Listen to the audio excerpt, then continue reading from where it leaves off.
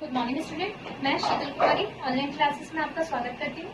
पिछली कक्षा में हम राष्ट्रीय शिक्षा नीति को देख रहे थे। राष्ट्रीय शिक्षा नीति 1986, उसके मैंने 4 खंड आपको बताया था। आज मैं 5वें खंड पे चर्चा करूंगी।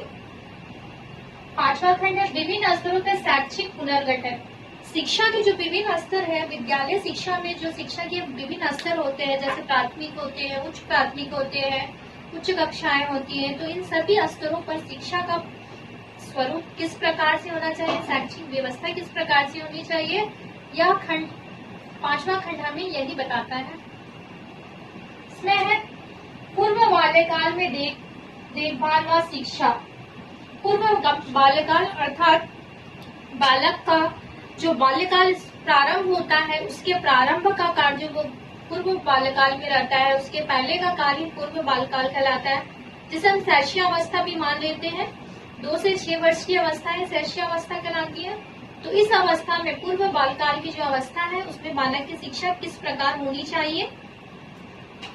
बच्चों के पोषण, स्वास्थ्य, सामाजिक, मानसिक, शारीरिक व नैतिक विकास में देखभाल तथा उच्च प्राथमिक शिक्षा में प्राथमिकता दी जानी चाहिए।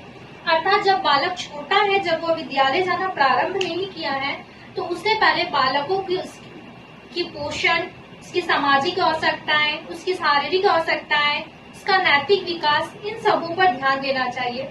इसी के संदर्भ में आपने देखा होगा कि जो सरकारी विद्यालय हैं, उन सभी में कक्षाएं प्रथम से प्रारंभ होती है, मतलब 1 क्लास से कक्षाएं प्रारंभ होती है, परंतु उससे पूर्व ही बच्चों को शिक्षा दी जाती है, जिसके लिए आंगनबाड़ी सेवाओं की व्यवस्था की गई है।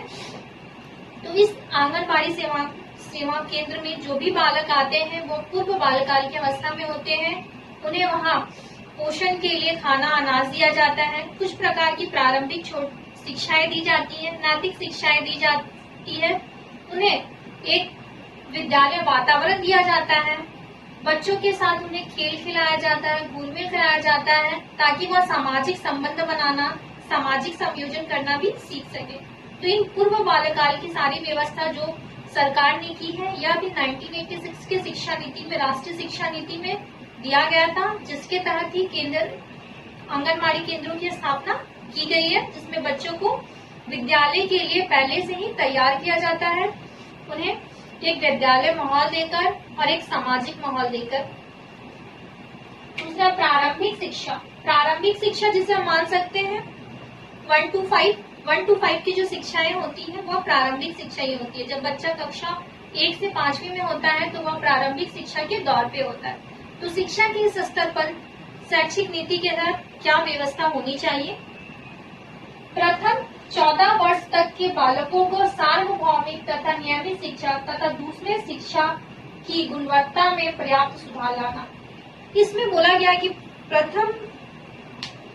पहला बात इसमें यह बोला गया है कि प्राथमिक स्तर पर जब शिक्षा दी जाए, तो उसमें प्रथम 2 महत्वपूर्ण बातें कही गई है। जिसमें प्रथम बात कही गई है कि जब बच्चा 14 वर्ष तक हो, तो उसे एक सार्वभौमिक और नियमित शिक्षा दी जानी चाहिए। अर्थात बच्चों को फेल नहीं करने की व्यवस्था, उसे नियमित रूप से शिक्षा देना है। हमने देखा भी है कि बच्चे कक्षा 1 से लेकर कक्षा 8वीं तक वह नियमित रूप से शिक्षा ग्रहण करते हैं। साथ ही साथ ये शिक्षा सार्वभौमिक होती है।